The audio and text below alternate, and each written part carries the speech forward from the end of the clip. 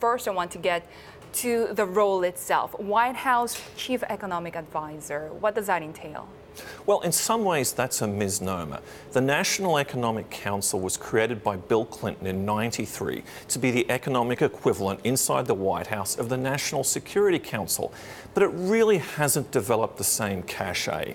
It's basically risen or fallen on the strength of the people leading it. Bob Rubin, Larry Summers, Gary Cohn, everybody knows them.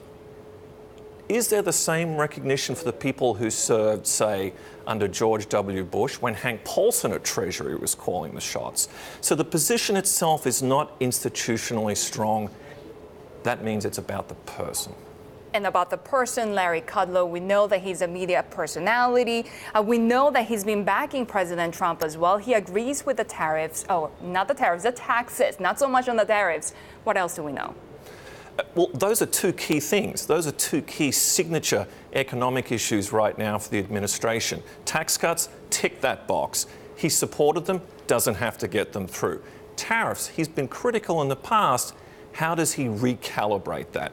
The other thing that should be said is Kudlow's coming to this job at a time when the US economy is doing quite well, as is the global economy. This may be about stopping bad things happening rather than being proactive.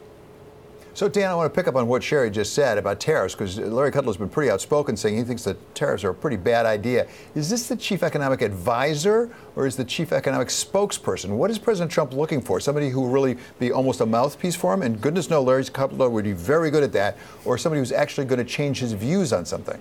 Well, that's a great question, David, and it gets to the point about what actually is this role? How does it distinguish itself from the Treasury Secretary and from the chair of the Council of Economic Advisors? It's about collecting the information, winnowing out the differences between economic agencies and presenting the president with a point of view. It was not really designed to be an advocate role.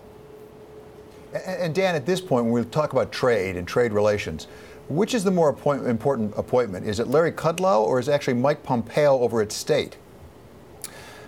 Look, that's a tough call.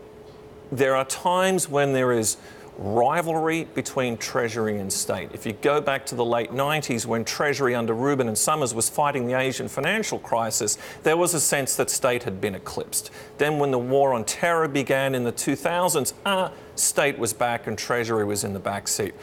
You know, David, taking one step back from all this, you know, the US is becoming a less and less important part of the global economy. The running is increasingly being made elsewhere.